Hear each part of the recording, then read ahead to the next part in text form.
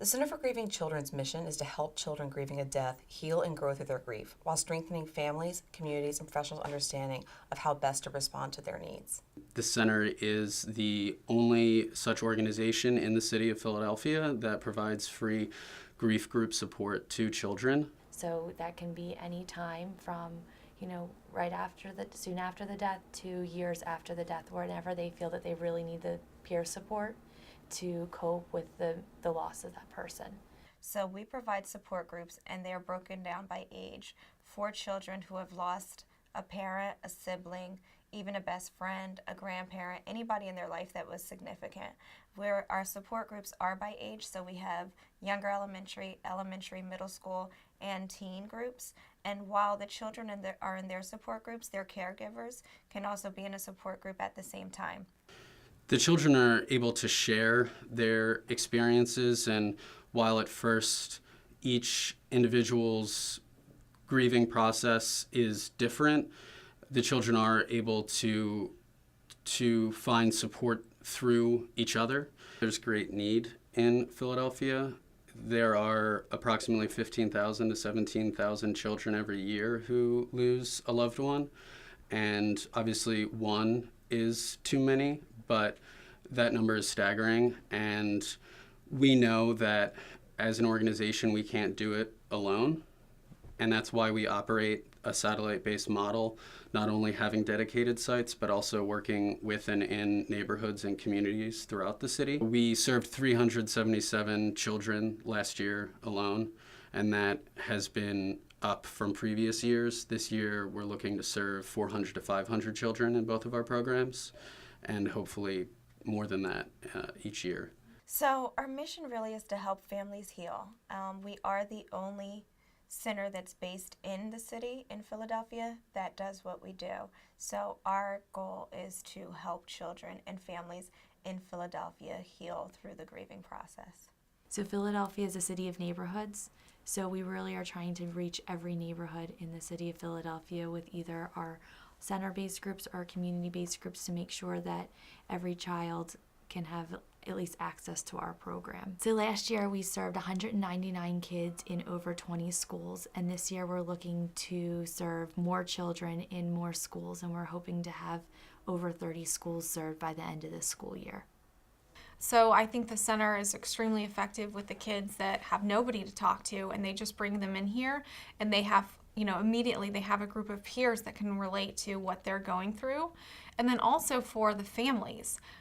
When you have a child that's grieving and you're grieving yourself, it's really hard to know what to do because you've never gone through it. And so that they just really form such a great support system, a holistic support system for the children and also for the parents. The counseling that the center gives these kids is not just a temporary fix. This is giving them the skills that's going to set them up mentally for success for the rest of their lives. We offer a wide variety of activities. Art-based activities and group-based activities are some of the more popular activities that the children enjoy and are able to, while some of the younger groups might not readily understand that they're talking about their grief and their experience, but it's a catalyst for conversations and for the children to learn and listen to each other. The pod activity is one of my favorite activities here at the center that we do with our kids and our teens. And each teen is given a pot that's put together. That's a brand new pot. And that's supposed to symbolize their life before the death. And then they're each given a hammer to break the pot. And they break the pot into however many pieces they feel is best for them, most represents their feelings, and the pot breaks, and with each of the pieces they decorate it. So on the outside pieces they put all of their memories and things that they think about the person, things that they like to do together, and on the inside they put all their thoughts and the feelings that they hide from the outside world. So what are the things that they think about and feel when that they don't let anybody else know about? And then with the help of the group, they put the pieces back together with the help of the volunteers here at the center, and we glue the pieces back together, and we talk about how, the pot was a perfect pot in the beginning, and then even putting it back together, it's still something beautiful, and that they can come out of this, changed, but it can still be something that's beautiful and has meaning. And how are they going to incorporate this death into their life? Mask activity is one that we do to help the kids to recognize that, we all wear a mask or a shield to protect ourselves. So, the front of the mask, the part that is what everybody sees. What do you allow people to see? And they flip over the mask and they put what they hide from the outside world. So what don't they show? What don't they feel comfortable showing? Or what do they only show to a couple people? How are they feeling inside? And helps them to differentiate, what they're feeling on, what they're allowing other people to see, and what they're hiding, or what they're keeping, and why they're doing that. Is it for protection? Is it because they don't want to talk about it? What's going on for them, after the death, that they feel that they need to have this mask on. Carl Hamilton, that's my husband. He passed away April 18th, 2014. He was killed in a car accident by a cab driver. Instantly, didn't hear from him before that. Was trying to contact him, no answer on the phone. I found out through the news, actually, what happened. I saw my car on the news, and that's when I realized that he was killed in a car accident. He was a nice guy, caring and loving. He's funny. He always tried to make you look at the bright side of situations, and very outgoing, very energetic. He was a great man. He always had stories that tell you about his rights and wrongs and what you shouldn't do. He always had every time I would fail a test, he'd be like, "You'll get them next time," always encouraging me to do better. It's been rough, very emotional, stress, financially stress, just trying to figure out how to survive day to day. Coming to this group of people helped me because I'm not one to open up to people. I'm kind of closed off and not really wanting to share how I feel, and I hold a lot of stuff in. And this group, with a lot of people going through the same situations that I am now, whether it was the family member, whoever passed a long time ago, or recent, they still understand how I felt, and you can almost kind of be yourself, because they all know, how you feel. They all get mad or don't like the same things that you don't like either.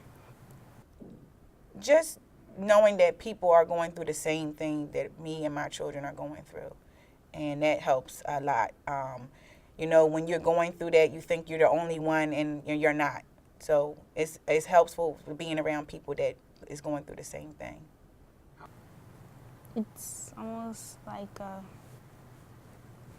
go-to place, because in school, you go to school with your friends, but some of your friends have both for their parents, or didn't go through the same thing. They just don't understand, or they just never ask the questions that you will want somebody to ask, or may not get or understand how you feel. But here it's you can almost kind of let your guard down and just be able to open up and say how you feel and what's bothering you. I feel very confident that I know that there's other people who's been in my situation, and that I can always come here and tell them what's bothering me, and we all have the trust. Even though we just met and all, they still trust me enough that they can tell me what's going on in their life.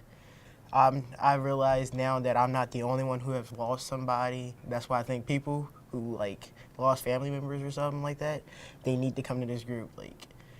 I'd rather them be here than doing other stuff in the street or in jail. So Working in a children's group, which I'm able to do at some of our center-based locations and also in our school groups, you're able to see how this is really impacting the lives of children. There are children who come into a group and never speak, and then by the end of the group, they're an active participant, have made friends with everyone in the group, and have really just opened up about how they really feel. Most often what we hear from our kids is that this is like a second home or a second family to them, and that they always felt really alone and like they were the only one, and that now they realize there are other kids like them who feel the same things they feel or different things than they feel, but that it's safe to talk to these other kids. There's so many children who have lost a loved one, and where are they supposed to go? You know, society always says that, you know, you kind of need to get over it. That, you know, this person's been gone long enough, so you should be fine now. And so these kids and these families really need a place to go where somebody cares and somebody gets it, and where they can be around other children and the caregivers can be around other caregivers that give them that space where they can really go and feel like I don't have to get over it.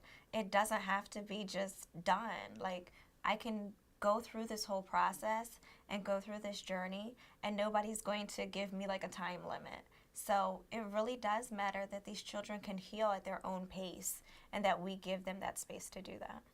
Having gone through losing my mother but not having the proper grief counseling, there are so many things that I think and different choices I would have made had I in a healthy way dealt with it at the time that it happened, and then also through, you know, the few years following afterwards. These kids and families need a place to heal. They need a place to not feel so alone, and they need to know that somebody cares about them, whether it's the peers and the other kids in the group or the other caregivers in the group, or it's here at the center, you know, the staff here or the volunteers. They need to know that somebody cares about them and their well-being and their family, and that their feelings matter. What the Center for Grieving Children does matters to me personally. When I was 15, my mom died, and I found myself feeling very alone. There were not many kids that I knew who had had similar losses, and over time, even in college, you know, I was one of the only ones in my group of girlfriends who didn't have a mom. And I realized as I got older and was able to kind of come to terms with my own grief that this can be a really lonely process for people, and that having other people that you're going through this process with and that you actually have a safe place to talk really makes a difference for a child. It's just a really special place. It's a really unique place for these families to come to, that they don't feel isolated, because a lot of these families report feeling isolated, you know, that people don't understand their grief, that they want there to be a timeline to their grief, that after a couple months or a year that they should be over it. And everybody here understands that it takes time, and everybody's time is different. Nobody's timeline is the same, and they're very respectful and supportive of each other.